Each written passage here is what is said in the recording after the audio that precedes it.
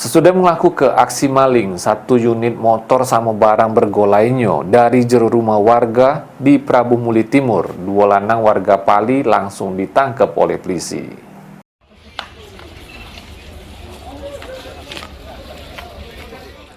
Tertangkap Sudem membobol rumah warga serta menggasak motor sama barang bergolainya. AH sama kawannya JL yang rupa ke warga Pali diamankan di Polres Prabu Muli. Jero aksinya AH sama JL masuk ke jero rumah dengan cara mencongkel pintu.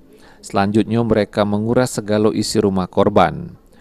Kanit Reskrim Polres Prabu Muli AKP Alita Firman ngatoke, para tersangka ini memang Sudem sering beraksi di kota Prabu Muli. Ini adalah pelaku daripada 363 Curanmor R2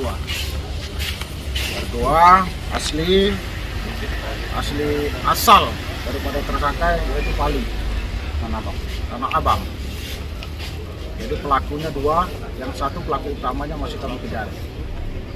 Memang pengakuannya baru sekali, tapi kami sudah menggambarkan bahwa pelaku ini sering melakukan di Prabu Muli.